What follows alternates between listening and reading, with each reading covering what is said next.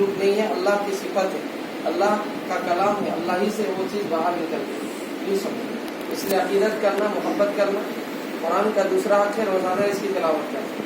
یہ نہیں کہ ہم حافظ بن گئے تو ہم تو روزانہ ہم 2 پارہ اور 1 پارہ دور کرتے تھے، اب اس کو پڑھتے تھے، لیکن اب حافظ بن گئے تو اب ہمیں اس کی ضرورت ہی نہیں ہے، ہم کو تو سرٹیفکیٹ مل گیا، سرٹیفکیٹ کی ہی ضرورت تھی، اب ہم اس کو کیوں تلاوت کریں؟ جبکہ حافظ بن گئے تو اب ذمہ داری اور زیادہ بڑھ گئی۔ پہلے 1 پارہ پڑھتے تھے، اب حافظ قرآن کے لیے کورس ہے روزانہ 3 پارہ پڑھیں، روزانہ 3 پارہ اس کی تلاوت کریں، تب وہ چیز ہمارے سینے میں محفوظ رہے گی اور وہ چیز بنفس و نفیس باقی رہے گی۔ اس لیے حافظ بن گئے تو اللہ نے آسان کر دیا، اب ہم 1 گھنٹہ کے اندر 3 پارہ پڑھ سکتے ہیں، ہے کہ نہیں؟ اللہ نے آسان کر دیا۔ کوئی ناظرہ پڑھنے والا ہے وہ 1 پاؤ بھی نہیں پڑھ سکتا ہے 1 گھنٹے میں، ہم 3 پارہ پڑھ لیں گے، اللہ پاک نے آسان کر دیا۔ اس لیے ہم کیا کریں گے؟ اس قرآن کریم کی روزانہ تلاوت کریں گے، اور اگر ہو سکے تو حسن کے ساتھ اور تلفظ کے ساتھ، تجدید اور ترتیل کے ساتھ ہم اس قرآن کی تلاوت کریں گے، اس کو پڑھیں گے۔ اگر ہم اس کو تلاوت کرتے رہیں تو خدا کی قسم یقین جانیے اللہ کبھی بھوکا نہیں مارے گا۔ جو آدمی اللہ کے نافرمان ہے اس کو اللہ روزی دے رہا ہے، کہ جو قرآن کی خدمت کرے گا اور قرآن کے پیچھے اپنا وقت صرف کرے گا، اللہ تعالیٰ کہاں سے اس کو بھوکے مارے گا؟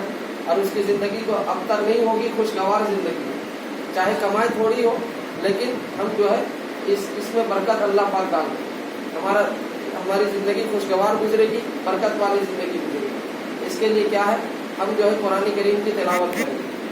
سورہ واقعہ پر تو حدیث میں مذکور ہے کہ سورہ واقعہ روز پڑھو، تمہارے گھر میں فاقہ دستک دے ہی نہیں سکتی۔ میری بات تو نہیں، نبی کا فرمان ہے، سورہ واقعہ پڑھو تمہارے گھر میں فاقہ آ ہی نہیں سکتا، چاہے 1000 روپے کلو چاول ہو جائے، اس سے ہم کو کوئی بحث نہیں، ہم سورہ واقعہ کے عادی بن جائے، ہمارے گھر میں فاقہ نہیں آ سکتا۔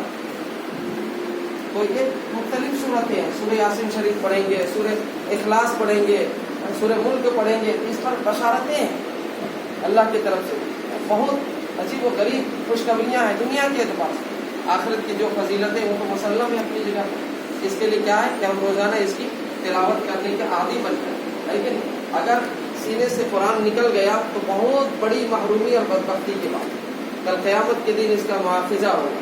اللہ پاک نے ایک امانت دی تھی، ایک دولت ملی تھی، لیکن ہم نے غفلت سے ضائع کر دیا، برباد کر دیا۔ اس لیے ہماری ذمہ داری بڑھ گئی کہ روزانہ ہم اس کی تلاوت کریں گے۔ یعنی کتنا کریں گے؟ 3 پارے۔ کتنا کریں گے؟ روزانہ 3 پارے۔ یہ ہمارا کورس ہے، ہم حافظ بن گئے، ہے کہ نہیں؟ اور اس کے بعد کیا ہے؟ ہم اس کو سمجھنے کی بھی کوشش کریں گے۔ تیسرا حق کیا ہے؟ قرآن کریم طوطی کی طرح رٹنے سے فقط فائدہ نہیں ہوگا، بلکہ اس کو سمجھنا ہے۔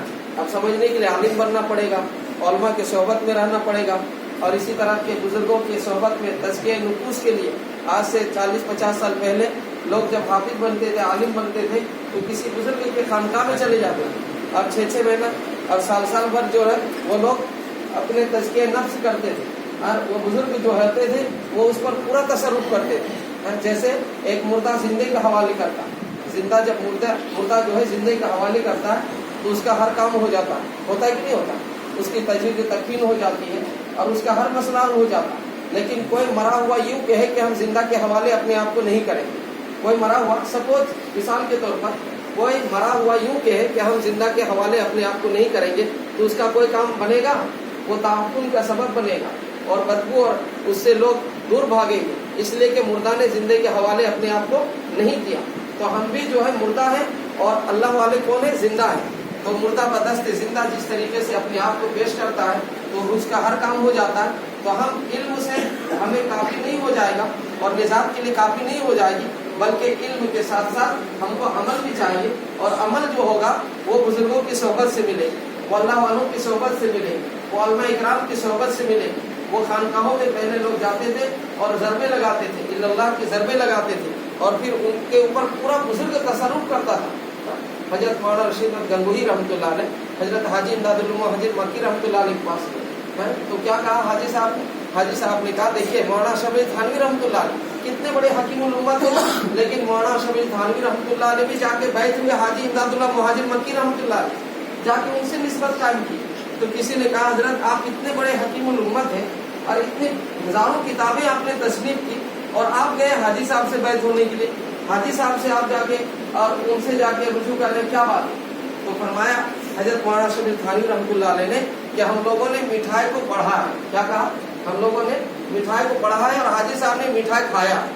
तो पढ़ने वाले से बनिस्बत खाने वाला ज्यादा जानता है उसके जायका के बारे में। क्या मतलब कि हम लोग मार्फत के लाइन से उस दर्जे पर नहीं है जितने कि हाजी साहब मार्फत के लाइन से पहुंचे। तो एक मरतबा हजरत मौलाना रशीद अहमद गंगोही रहमतुल्लाह अलैह, इतने बड़े कुतुब हैं वक्त के, इतने बड़े कुतुब अब्दाल हैं, लेकिन जब गए हाजी साहब के पास तो हाजी साहब ने कहा आज रात क़याम कर लो मेरे खानकाह में। क्या कहा? आज रात क़याम कर लो। कहा नहीं हजरत, रात में मुताला करना पड़ता है और सुबह पढ़ाना पड़ता है, इसलिए हम क़याम नहीं कर सकते। तो हजरत हाजी साहब ने फरमाया कि ऐसा करो, किताबें तुमको दे दी जाएगी, मुताला कर लेना और एक कमरे में तुमको कोई वहाँ नहीं जाएगा डिस्टर्ब करने के लिए, वहीं मुताला कर लेना, सुबह ही जाके मदरसे में पढ़ा लेना। तो रुक गए। आधी रात के बाद उन्होंने जिक्र जहरी और खानकाह के लाइन की जो मेहनतें और दुआएं उन्होंने देखा लोगों के रोते धोते, तो एकदम आंखें खुल गई। हजरत मौलाना रशीद गंगोही रहमतुल्लाह अलैह वो भी उठे और बेतहाशा रोने लगे और जिक्र में वो भी अपने आप को शामिल कर लिए। फिर ऐसा गलबा हाल हुआ, ऐसा गलबा हाल हुआ कि कई दिनों के बाद जो है मतलब वहां से वो गए। और जाने के बाद हजरत मौलाना रशीद गंगोही फरमाते हैं कि मार्फत की निगाह ऐसी खुली कि एक एक जो है इबारत से हम तर्जुमा ही सिर्फ निकालते थे, अब उसके हर पहलू को नजर आने लगे। उसके बाद उसके लफ्ज़ आयत, उस आयत करीमा के उतरते वक्त की शान नज़ूल, ये सारी बातें हमारी निगाहों के सामने खुलने लगा। कब जब हाजी साहब की नजर करम पड़े, निगाहें मर्द मोमिन से बदल जाती हैं तकदीरें, हाजी साहब की निगाहें पड़ गई। इसी तरीके से बहुत सारे वाक़यात गुजरे हैं। हजरत शमसुद्दीन अल-अमश रहमतुल्लाह अलैह जब जो है मौलाना रूम अलैहिर्रहमा उनके पास गए तो दीवाने बन गए। मौलाना रूम अलैहिर्रहमा हालांकि वो आलिम नहीं थे, लेकिन जब उनके पास गए तो उनके दीवाने बन गए। अरे एक मरतबा कहा हजरत कुछ आपसे लेने के लिए आए। उन्होंने जो है वो सारी किताबें एक दरिया में हौज था उसमें डाल दिया, सारी तस्नीम मौलाना रूम अलैहिर्रहमा की सारी जिंदगी की कमाई। कहा आपने क्या कर दिया? मैंने इतनी मेहनतों से इतना ज़ख़ीरा जमा किया था, आपने सब पानी फेर दिया। उसके बाद हजरत शमसुद्दीन अल-अमश ने जो है वो क्या नाम है उसको हाथ से उठा के और सामने पेश कर दिया। तो मौलाना रूम अलैहिर्रहमा पर जब निगाह पड़ी तो उनकी जिंदगी बदल गई, काया पलट गया, उनके पीछे लग गए। तो मेरे मोहतरम भाई दोस्त बुजुर्गों और मेरे प्यारे बच्चों, ये है असल कि हमको किसी अल्लाह वाले से निस्बत कायम करना चाहिए। किताबुल्लाह और इजाजुल्लाह, ये दोनों चीजें, एक अल्लाह की किताब से और एक अल्लाह वालों की सोहबत से, ये असल है हमारी जिंदगी बदलने की, यही सबसे बुनियादी चीज। वाना माना शफी साहब रहमतुल्लाह अलैह, मुफ्ती शफी साहब जिन्होंने मारुल कुरान लिखा, उन्होंने लिखा है कि कोई अल्लाह वाला अगर तुमको नहीं मिलता है, कोई नहीं मिलता तो अपना गांव का मौज़िन का पांव पकड़ लो और अपनी इस्लाह कर लो। वो भी अल्लाह की बुलंदी के 5 वक्त की दावत देता है। अगर कोई नहीं मिलता तो अपना गांव के मौज़िन का पांव पकड़ लो, लेकिन निस्बत जरूर कायम करो, वो अल्लाह वाले से जरूर निस्बत कायम करो, वो अल्लाह वालों की सोहबत में जरूर अपने आप को जरूरी समझो। वहाँ हम जो है हाजिरी देंगे अल्लाह वालों से। मौलाना रियाज साहब इतने बड़े मुबल्लिग इस्लाम हैं, लेकिन फरमाते मेवात की गलियों में और वहाँ जब जाते थे इस्लामात में और वहाँ दाऊद तबलीग की मेहनत में, फिर आके रायपुर चले जाते थे और हजरत रायपुरी रहमतुल्लाह अलैह के खानकाह में 3 दिन अपना तज़किए नफ्स क्या करते थे। बताइए क्या जरूरत थी वहाँ जाने की, लेकिन फिर भी वहाँ जाते थे खानकाह में। हजरत शाह अब्दुल कादिर रायपुरी रहमतुल्लाह अलैह के वहाँ सोहबत में रहते थे, तो वो तो इज्तिमा में जाते थे, तबलीग में जाते थे, फिर भी कहा वहाँ जाने से अवामुन नास के मिलने जुलने से जो मैल और कुचैल दिलों में जंग लग जाता, वहाँ जाके खानकाह में साफ करता हूँ।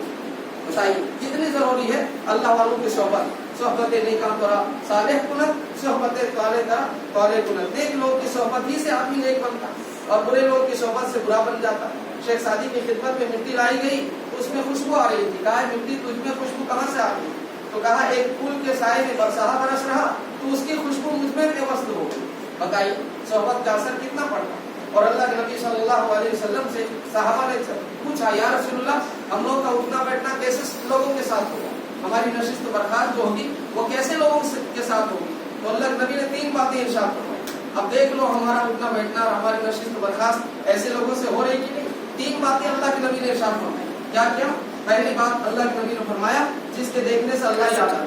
तो जाहिर सी बात है अल्लाह वालों को देखेंगे तो अल्लाह याद आ जाएगा, आएगा कि नहीं? जिनके देखने से होना याद आ जाए, अल्लाह याद आ जाए, अल्लाह वालों को देखने से अल्लाह याद आता है। और दूसरी बात अल्लाह के रसूल ने फरमाया جس کے علم سے تیرے علم میں ترقی ہو رہی ہے، جس کے علم سے تیرے علم میں ترقی ہو رہی ہے۔